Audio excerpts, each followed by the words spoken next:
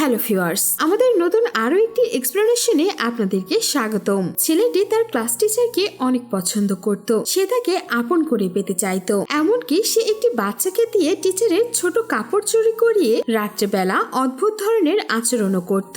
একদিন তার ছেলেটি নিজেই টিচারের সঙ্গে খারাপ কাজ করে ফেলে। টিচার নিজেও বুঝতে পেরেছিল এটা তারই স্টুডেন্ট, কিন্তু এরপর টিচার কি করেছিল সেটাই জানবো আমরা আমাদের আজকের এক্সপ্লেনেশনে। তাহলে চলুন বেশি দেরি না করে শুরু থেকে শুরু করা যাক। সিনেমার শুরুতেই আমরা কিছু মহিলাদেরকে আন্দোলন করতে দেখি, কারণ এখানে সিদ্ধার্থ নামের একটি রাইটার ছিল যে নিজের জীবনের উপরে একটি বই লিখেছে। সেই বইটির নাম ছিল ফ্ল্যাশব্যাক। সিদ্ধার্থ আজ পর্যন্ত তার জীবনে যা কিছু করেছে সবকিছুই এই বইয়ের ভেতরে লিখেছিল। আর এই বইয়ে একটি মেয়ের কথাও লেখা ছিল, যেই মেয়েটির সঙ্গে সিদ্ধার্থ খারাপ কাজ করেছে, যার কারণে এই মহিলাগুলো আন্দোলন করছিল যে এমন রাইটারের বই কি করে পাবলিশ করা হলো। এই লোককে তো এতক্ষণ জেলে থাকার কথা, যার জন্যই সব মহিলারা এখানে সিদ্ধার্থের কাছে জবাব চাইছিল। এই জন্যই রাইটার সিদ্ধার্থ এখানে একটি কনফারেন্সও রেখেছিল, যাতে যার যার যা প্রশ্ন রয়েছে তারা সরাসরি সিদ্ধার্থকে করতে পারে, আর সিদ্ধার্থ এই সব প্রশ্নের উত্তর দিতে পারে। সিদ্ধার্থ এখানে অনেক ফেমাস একজন রাইটার ছিল, যার কারণে এই নিউজটা খুব বেশি ভাইরাল হয়ে যায়। এখানে দেশের বড় বড় সাংবাদিকরাও চলে আসে সিদ্ধার্থকে প্রশ্ন করার জন্য।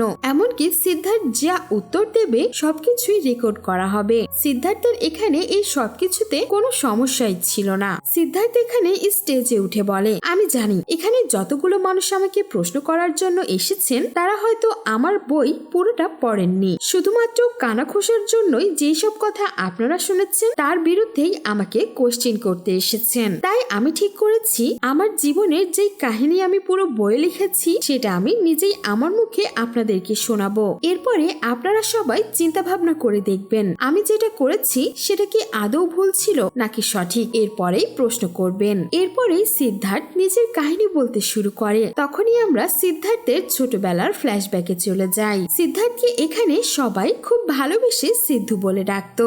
সিদ্ধু এখানে স্কুলে যেতে একদমই পছন্দ করতো না। সিদ্ধুর বাবা এখানে এমন একটি চাকরি করত যার কারণে সে যে কোনো স্থানে স্থায়ীভাবে থাকতো না। এক বছর এই জায়গাতে তো অন্য বছর অন্য জায়গাতে, যার জন্য সিদ্ধুরও বারবার স্কুল চেঞ্জ হতে থাকে। এই জন্যই সিদ্ধুর কোনো বন্ধুই ছিল না, তাই সে স্কুলেও যেতে চাইতো না, যার কারণে সিদ্ধুর বাবা মাকে জোর করেই তাকে স্কুলে নিয়ে যেতে হতো। এখানে আজকেই নতুন স্কুলে সিদ্ধুর প্রথম দিন ছিল। বরাবরের মতোই জোর করেই তার বাবা মা সিদ্ধুকে স্কুলে নিয়ে আসে। সিদ্ধু এখানে ক্লাসেই বসেছিল, কিন্তু এখানে ক্লাস টিচার এখনো আসেনি। অন্যদিকে আমরা দেখি সেই টিচারটি সাইকেলে করে স্কুলের গেট দিয়ে ঢুকছে। এখানে টিচারের নাম ছিল এঞ্জেল। এঞ্জেল খুব ভালো একজন শিক্ষিকা ছিল। সে সবসময় বাচ্চাদেরকে খুব ভালোবেসেই পড়া শেখাতো। এঞ্জেল যখন সাইকেল নিয়ে স্কুলে আসছিল তখনই আমরা দূরে দাঁড়িয়ে কিশোর নামের একটি ছেলেকে দেখতে পাই। কিশোর এখানে এঞ্জেলের আসার জন্যই অপেক্ষা করছিল,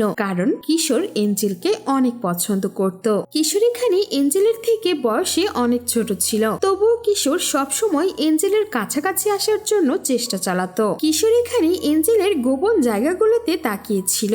আর এরপর এঞ্জেল যখন সাইকেল থেকে নেমে স্কুলের উদ্দেশ্যে বেরিয়ে পড়ে তখনই কিশোর সেই সাইকেলের কাছে আসে আর সাইকেলটিকে বাজেভাবে টাচ করতে থাকে। এমনকি এঞ্জেল যেই সিটে বসেছিল সে সেই সিটে ঠোঁট লাগিয়ে চুমু খায় আর এঞ্জেলকে ইমাজিন করতে থাকে। এরপরেই এঞ্জেল ক্লাসে এসে স্টুডেন্টদের পড়া শেখাতে শুরু করে। এদিকে সিদ্ধু বেশ ভয় পেয়েছিল, যদি এই টিচারটাও রাগী হয় তাহলে আমাকে অনেক বকাবকি করবে। এই কারণে ভয়ের চোটে সিদ্ধু প্যান্টে হিসু করে দেয়, যেটা দেখে আশেপাশের বাচ্চারা খুব হাসাহাসি করে। তখনই এঞ্জেল এসে বলে, আরে বাবু, তোমার যদি টয়লেট যাওয়ার হয় তাহলে আমাকে বলবে, আমি তোমাকে নিয়ে যাব। সিদ্ধু তখন বলে, টিচার আপনি আমাকে মারবেন না তো যদি কোনো ভুল কিছু করি। এঞ্জেল তখন খুব ভালোবেসে সিদ্ধুকে বলে, আরে আমি তোমাকে কেন মারবো, তুমি তো অনেক কিউট একটা বাচ্চা। এঞ্জেলের কথা শুনে এখানে সিদ্ধুর টেনশনটা দূর হয়ে যায়। সে মনে করতে থাকে অন্তত সে এখন এমন একটা টিচার পেয়েছে যে তাকে ভালোবাসে,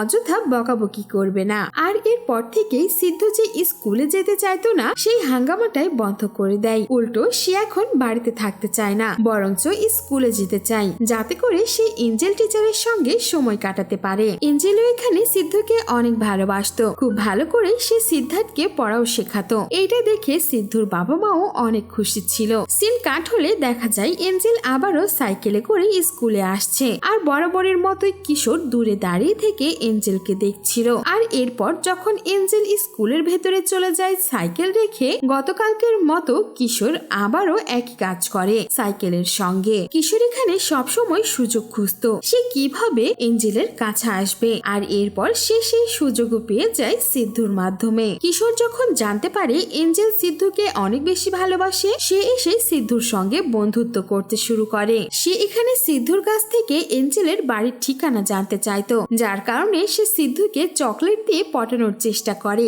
এমনকি সে সিদ্ধুর ক্লাসে এসে বলে, সিদ্ধু আমার ছোট ভাই, তোমরা কেউ ওকে আর ডিস্টার্ব করবে না। ক্লাসের বাচ্চারাও সিদ্ধুকে আর বিরক্ত করে না, যার কারণে সিদ্ধু আর কিশোরের মধ্যে অনেক ভালো বন্ধুত্ব তৈরি হয়। পরের দিন আমরা দেখি সিদ্ধুর মা সিদ্ধুকে নিয়ে স্কুলে এসেছে। সিদ্ধুর মা এঞ্জেল টিচারকে বলে, আপনার জন্যই আমার বাচ্চা এখন স্কুলে আসছে, ভালো করে পড়াশোনা করছে, আপনাকে অনেক ধন্যবাদ। সিদ্ধু আপনার সঙ্গে আরো পড়াশোনা করতে চাই, আপনি কি ওকে টিউশনি দিতে পারবেন? কিন্তু এঞ্জেল বলে, দেখুন আমি তো টিউশনি করাই না, আমি পারবো না। সিদ্ধু এখানে জিদ ধরে বসে, প্লিজ টিচার, আমি আপনার কাছেই পড়তে চাই, প্লিজ আমাকে টিউশনি দিন। সিদ্ধুর জিদের কারণে এঞ্জেলও রাজি হয়ে যায়, সে শুধুমাত্র সিদ্ধুকে টিউশনি দিতে চায়। যেহেতু সিদ্ধু আর এঞ্জেলের বাড়ি কাছাকাছি ছিল, তাই সিদ্ধুকে পেছনে বসিয়ে সাইকেলে করে এঞ্জেল বাড়িতে আসে। আর এটা যখন কিশোর দেখে তখন কিশোর জেলাসি ফিল করে, যদি সিদ্ধুর জায়গায় সে থাকতো তাহলে কতই না ভালো হতো।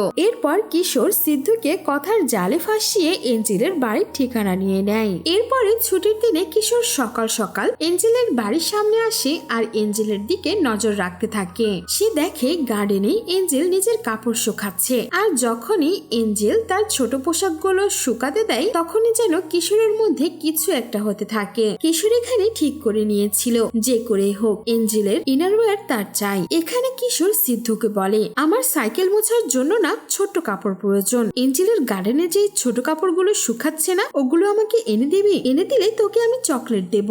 এখানে তো সিদ্ধু অনেক বেশি ছোট ছিল, তাই সে বুঝতে পারেনি। সে টিউশন শেষ করে এঞ্জেলের ছোট পোশাকগুলো নিজের ব্যাগে ঢুকিয়ে কিশোরকে এনে দেয়। কিশোর এখানে এই কাপড়গুলো হাতে নিয়ে অনেক বেশি খুশি ছিল, আর এই কাজটা এখন ডেইলি হতো।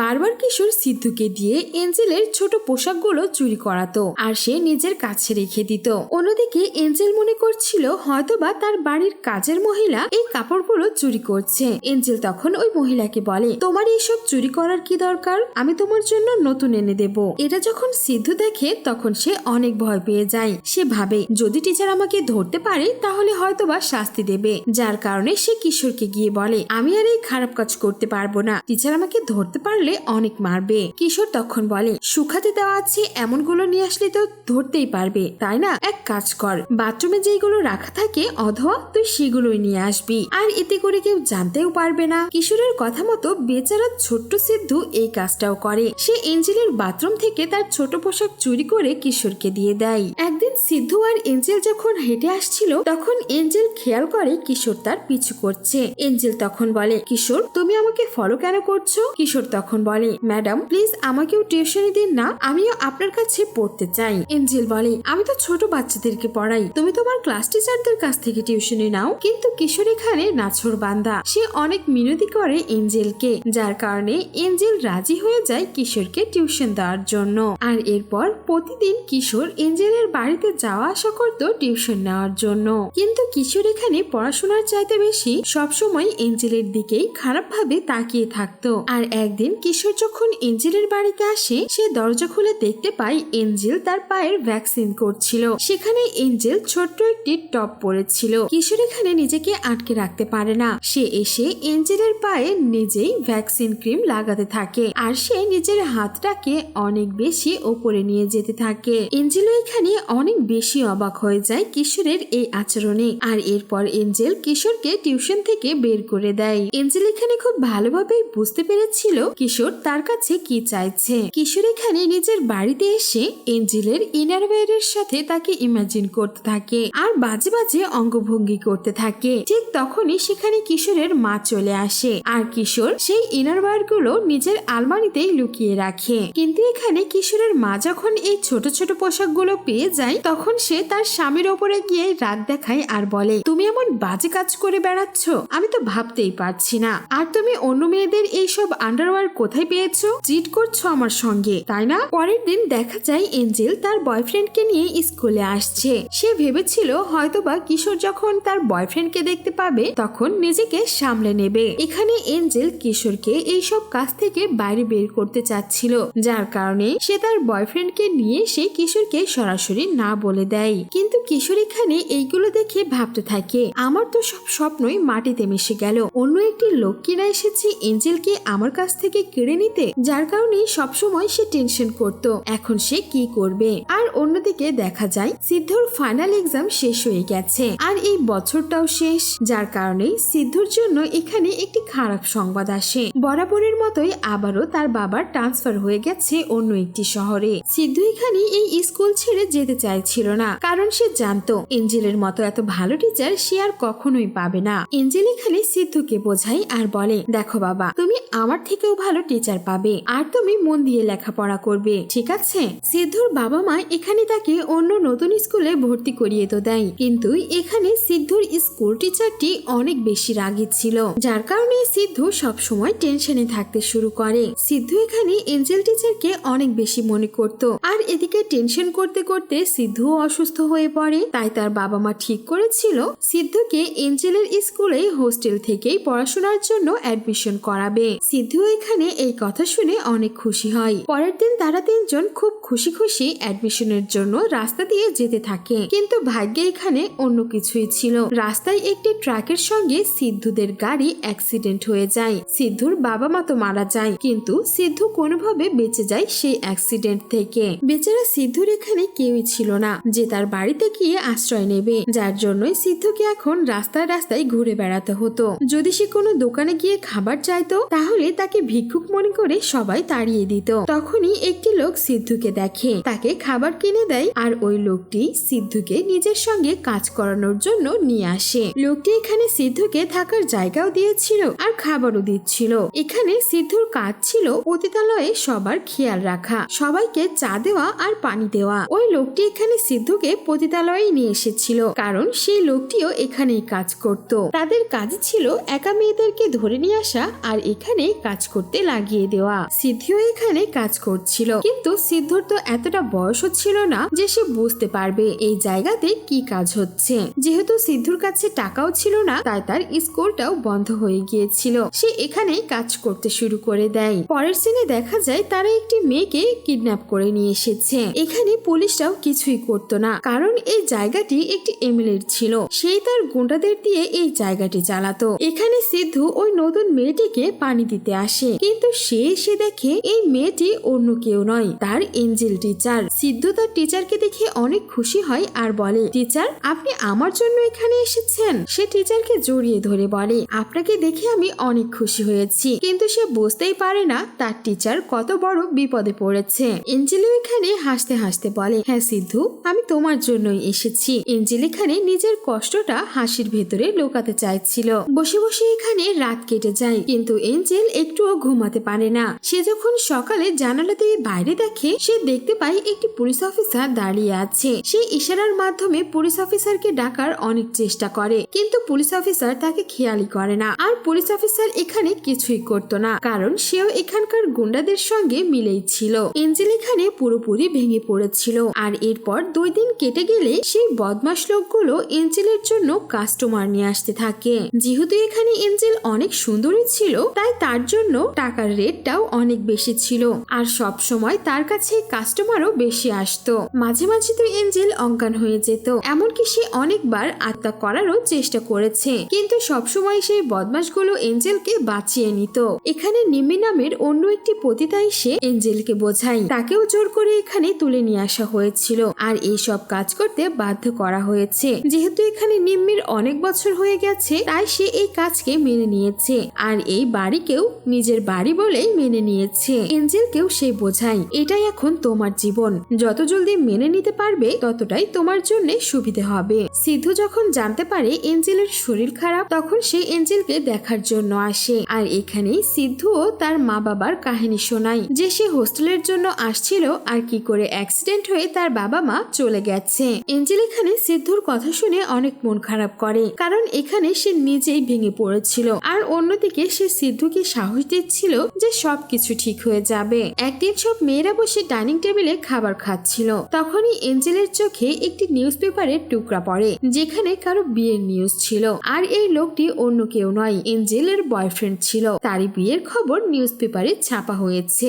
আর এখানে সিন ফ্ল্যাশব্যাকে গেলে দেখা যায় এঞ্জেল আর তার বয়ফ্রেন্ড বাড়ি থেকে পালিয়ে বিয়ে করতে চাচ্ছিল, যার কারণে তারা পালিয়ে এসেছিল। কিন্তু এঞ্জেলের বয়ফ্রেন্ড অনেক বড়লোক বাড়ির ছেলে হওয়াতে তার বাড়ির লোকরা গুন্ডা লেলিয়ে দেয় এদের পেছনে। কারণ এখানে ছেলেটির বাবা মা একদমই চাইতো না যে এঞ্জেলের সঙ্গে তাদের ছেলের বিয়ে হোক। যখনই এঞ্জেলের বয়ফ্রেন্ড গুন্ডাদের দেখতে পায়, তখনই সে এঞ্জেলকে রেখে পালিয়ে চলে যায়। আর এই গুন্ডাগুলো এঞ্জেলকে ধরে নিয়ে পতিতালয়ে নিয়ে আসে। এঞ্জেলের বয়ফ্রেন্ড এই সমস্ত কিছু জানার পরেও এঞ্জেলকে ইগনোর করে দেয়। আর এখন সে অন্য আরেকটি মেয়েকে বিয়েও করে ফেলেছে। এইটা দেখার পর এঞ্জেলের অনেক মন খারাপ হয়। আর সে চিন্তা করে এতদিন পর্যন্ত সে কাকে বিশ্বাস করে ভালোবেসে গেছে। এখানে মাসের মধ্যে একদিন সব গুন্ডাদের তদারকিতে মেয়েদেরকে বাজারে নিয়ে যাওয়া হয়। সেখানে মেয়েরা নিজেদের জন্য বিভিন্ন ধরনের মেকআপ, জুয়েলারি এবং কাপড় চোপড় কিনতো। এঞ্জেলের সঙ্গে এখানে সিদ্ধুও আসে। এঞ্জেল মনে মনে ঠিক করে সে যে করেই হোক এখান থেকে পালিয়ে চলে যাবে। কিন্তু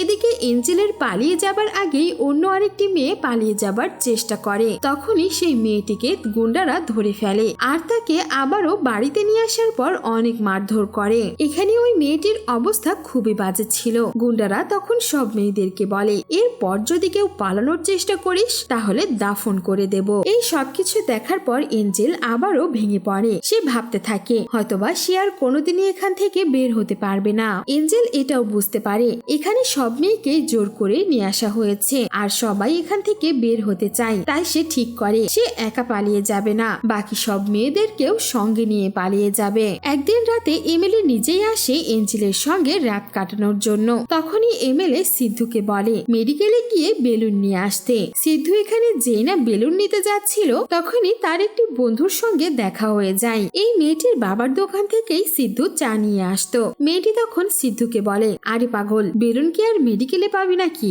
গিফটের দোকানে যা, সেখানেই বেলুন পাবি। তখনই সিদ্ধু ও গিফটের দোকানে গিয়ে বেলুন নিয়ে আসে আর এমএলএ কে গিয়ে বলে, আপনার জন্য অনেক কালারের বেলুন নিয়ে এসেছি, যেটা পছন্দ হয় সেটাই নিয়ে নিন। এমএলএ এইটা দেখে বেশ রেগে যায় আর বলে, গাধার বাচ্চা, তোকে মেডিকেল থেকে বেলুন নিয়ে আসতে বলেছিলাম, এইগুলো নয়। আর এরপর সিদ্ধু মেডিকেল স্টোর থেকে বেলুন নিয়ে আসে আর সে তার বান্ধবীকে গিয়েও অনেক রাগ দেখায় আর বলে, তোমার জন্যই শুধুমাত্র আমাকে বকা খেতে হয়েছে। মেয়েটি তখন বলে, আরে আমি কি করে জানবো মেডিকেলেও বেলুন বিক্রি হয়? আমি যেটা জানতাম সেটাই বলেছি। সিদ্ধু তখন বলে, আরে রাগ করো না, দেখো আমি মেডিকেল থেকে বেলুন নিয়ে এসেছি, চলো দুজন খেলি। আর এরপর এরা দুজন মেডিকেলওয়ালা বেলুন ফুলিয়ে আকাশে উড়িয়ে দেয় আর খেলতে থাকে। এঞ্জেল যখন সিদ্ধু আর ওই বাচ্চা মেয়েটির এই কাণ্ড দেখে অনেক হাসতে থাকে। কিন্তু তখনই এমএলএ আবারও তাকে রুমের ভেতরে নিয়ে আসে। পরের দিন সিদ্ধু এসে এঞ্জেলকে বলে, জানেন টিচার, আমি আজকে না একটা সিনেমা দেখেছি যেখানে হিরো গুন্ডাদের মেরে নায়িকাকে বাঁচিয়ে নিয়ে গেছে। আপনি দেখবেন একদিন আমিও বড় হয়ে গুন্ডাদেরকে মেরে আপনাদের সবাইকে বাঁচাবো। তখন এঞ্জেল বলে, হ্যাঁ অবশ্যই, তুমি তো আমার সুপার হিরো। দেখতে দেখতে এখানে সপ্তাহ, এরপর মাস, আর মাসের পর বছর কেটে যায়। ছোট্ট সিদ্ধু এখানে অনেক বড় হয়ে যায়। সিদ্ধু এখন খুব ভালোভাবে বুঝতো এই জায়গাতে কি কি ঘটনা ঘটে।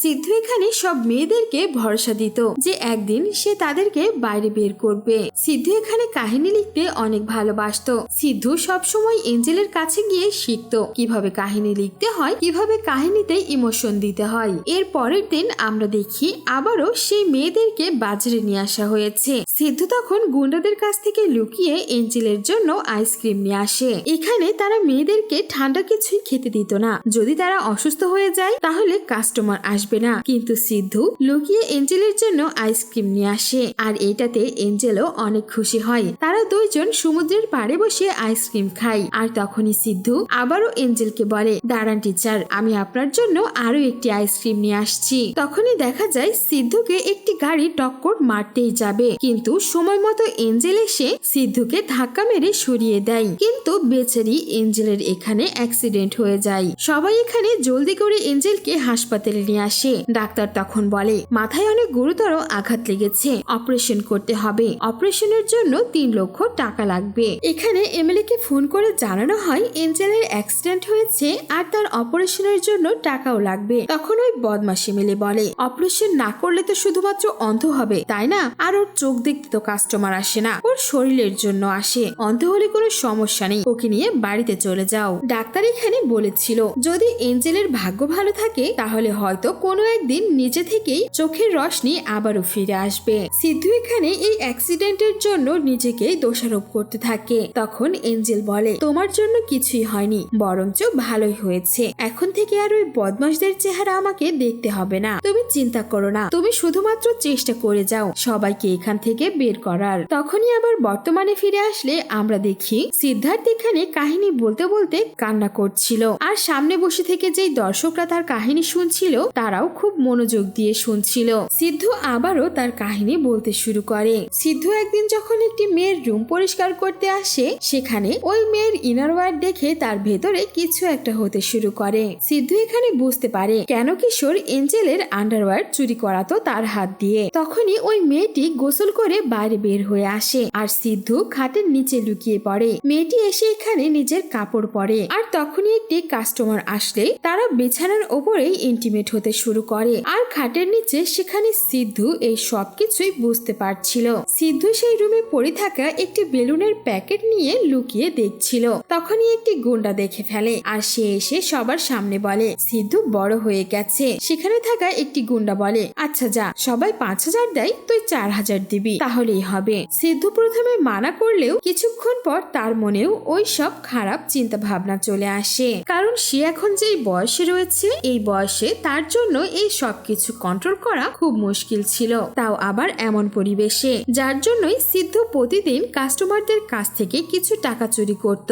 যখনই এখানে সিদ্ধুর টাকা পুরা হয়ে যায় তখনই ওই গুন্ডারা বলে কোন মেয়েকে নিবি। তখনই সিদ্ধু নিম্মিকে আসতে দেখতে পায়, সে নিম্মিকে চাইতো। গুন্ডারাও তখন সিদ্ধুর সঙ্গে মজা করে বলে আচ্ছা যা, তোর জন্য ডিসকাউন্ট দিয়ে দিলাম। কিন্তু যখনই সিদ্ধু ঘরের ভেতরে আসে সেখানে নিম্মির জায়গায় এঞ্জেল বসেছিল।